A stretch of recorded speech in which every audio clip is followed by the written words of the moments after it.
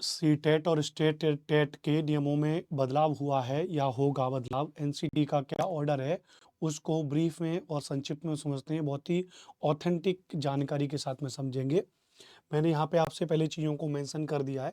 यहाँ पर ये प्रोफेसर पंकज अरोड़ा हैं, एनसीटी के जो अध्यक्ष हैं, उनका एक ये बयान भी इसमें आया है। इसके आधार पर भी बात करेंगे। सबसे पहले आप बहुत समझने की कोशिश करिएगा कि जो एनसीटी है हमारा, एनसीटी का जो नियम है, यानी जो कि एक टेट की परीक्षा जो होती है, जो केंद्र में जो होगी वो सी टेट की परीक्षा होगी, राज्य में जो होती है वो स्टेट टेट होता है। अपना यूपी टेट है, री टेट, एमपी टेट है ना। हर एक राज्य का अपना टेट होता है और केंद्र का टेट होता है। तो जो टेट का जो स्ट्रक्चर है जो एनसीटी के द्वारा बनाया गया है, वो दो तरीके से अब तक चल रहा है। वो एक चल रहा है कि पेपर 1 जो 1 से 5 तक होगा, दूसरा पेपर 2 जो 6 से 8 तक के लिए होगा। ये स्ट्रक्चर पहले से चल रहा था हमारा।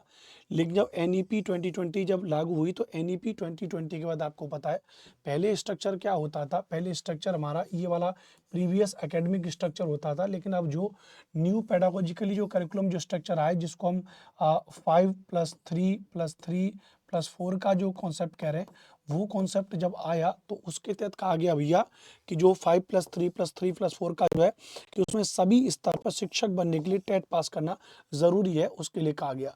तो अब सभी स्तर पे टेट पास करने के लिए ज़रूरी है, तो उसको लेके आपने देखा कि फरवरी 2024 में एनसीटी और सीबीएसई की एक मीटिंग भी हुई थी। और जिस मीटिंग में इस बात को लेकर के डिसीजन भी लिया गया था कि अब एक पेपर 3 लॉन्च करने का टाइम है, यानी जो 9 से 12 तक की परीक्षा, अगर एनईपी की रिकमेंडेशन को मानना है कि सभी स्तर पर टेट की परीक्षा को कराना ज़रूरी है, तो सभी स्तर पर अगर टेट की परीक्षा होगी तो 9 से 12वीं के लिए भी एक पेपर 3 होना चाहिए। या जैसे बिहार में जिसको बी एस टेट पेपर 1 नाम दे दिया गया है, या बी एस टेट पेपर 2 नाम दे दिया गया है। बी एस टेट पेपर 1 9वीं 10वीं के लिए, बी एस टेट पेपर 2 11वीं 12वीं के लिए, ऐसा ये नाम दिया गया है।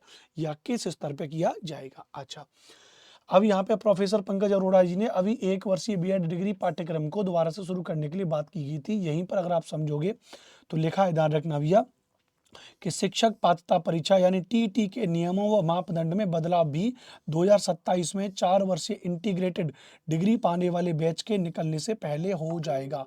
ये आपके लिए बड़ी महत्वपूर्ण बात है। क्या हो जाएगा? उससे पहले हो जाएगा। अब ये इंटीग्रेटेड डिग्री प्रोग्राम क्या है? आपको पता है 2023 में एक इंटीग्रेटेड किया था, जिसमें 4 सेल में ग्रेजुएशन और बीएड की डिग्री दी थी। 2023 का पहला बैच था, 2024 का दूसरा बैच था। तो 2023 वाले बैच को कंप्लीट करके 2027 में जब वो पास आउट होंगे तो टीचर वहाँ पे जब वो बनेंगे, ध्यान रखना, अलग अलग स्ट्रक्चर पे, तो अलग अलग स्ट्रक्चर पे अगर टीचर बनेगा तो 9वीं से 12वीं पे टीचर बनने के लिए टेट की परीक्षा होती नहीं है, जिसके मापदंड और नियमों में बदलाव के लिए 2027 से पहले हो जाएगा। तो इसका मतलब पहले अगर बदलाव होगा तो पहले टेट की परीक्षा भी होगी, ध्यान रखना। तो हो सकता है एक अनुमान कि भाई अब एक नया और टेट आपको ईजाद किया जाए, एक नई टेट की परीक्षा आपको पेपर 3 के रूप में देखने को मिले। और उसका क्या सिलेबस होगा, क्या उसका पाठ्यक्रम होगा, उसको लेकर के बहुत सिंपल सी बात क्या है कि आपको मतलब जो आपके एनसीईआरटी की जो बुक्स हैं, मिनिमम वो एनसीईआरटी की बुक्स तो आपको पढ़ लेनी चाहिए। जैसे बिहार में अगर एस्टेट पेपर 1 पेपर 2 है, तो वहाँ पर भी उन्होंने कह दिया कि बिहार की जो राज्य की किताबें 9वीं 10वीं में 11वीं 12वीं की पढ़ी है, तो मिनिमम उतना तो आपको पढ़ लेना चाहिए। तो जो टीचटी पीचटी लेवल पर भी आगे चल के टीचर जो बनना चाह रहे हैं, तो वहाँ भी अब सीटेट पास होने की संभावना रहेगी। क्या इसको रहेगी? ये तो केवल एक नॉर्मल सी जानकारी है। मैं कोई मिर्च मसाला लगा करके न्यूज़ नहीं बताता हूँ, फेक डेटा नहीं बताता हूँ, फेक जानकारी मैं नहीं देता हूँ। बहुत कम जनरिक सेशन, बहुत कम वीडियोज़ बनाता हूँ, बट ऑथेंटिक जानकारी मैं आपको देता हूँ। तो ये ऑथेंटिक जानकारी आपके लिए, इसके सारे आप लोग अपने आप को उस तरीके से भी तैयारी करिए। जो टीजीटी पीजीटी में जो टीचर बनना चाह रहे हैं, वो भी बेसिकली टेट लेवल की तैयारी को लेकर के भी चीज़ों को करते रहिए। लाइक जो सब्जेक्ट है, सीडीपी है, कॉमन सब्जेक्ट है, आप करते रहेंगे। आपका अपना जो सब्जेक्ट है, उस सब्जेक्ट को आप अपने को पढ़ते रहिए। भाषा के तौर पे, जो लैंग्वेज के तौर पे हिंदी एक भाषा है, या दूसरी भाषा जो इंग्लिश रखेंगे या संस्कृत रखेंगे, तो इसके मामले में भी आप थोड़ा सा सोचने को लगे। अगर ऐसा लागू होता है तो फिर आपको एकदम से सडनली अगर ये परिवर्तन होगा तो आपको दिक्कत ना हो, तो उसके लिए आप अभी से चीज़ों को तैयारी भी कर लीजिए। मेरा नाम अनुपम भारद्वाज है। आप मेरे इस चैनल पर हैं तो चैनल को सब्सक्राइब कर लीजिएगा। अगर आपको जानकारी अच्छी लगी है तो चैनल को ज्वाइन करने के लिए धन्यवाद। वीडियो को देखने के लिए धन्यवाद। आपका कोई भी विचार है तो कमेंट बॉक्स में ज़रूर बताइए। आपका ये जो कमेंट बॉक्स में कमेंट बताना है, कोई भी फीडबैक देना है, ये हमें और बेहतर बनाता है। हम और बेहतर से बेहतर चीज़ों की तरफ लाएंगे। सो प्लीज़ चैनल को सब्सक्राइब करें और मेरे साथ में लाइव जरूर जुड़ें।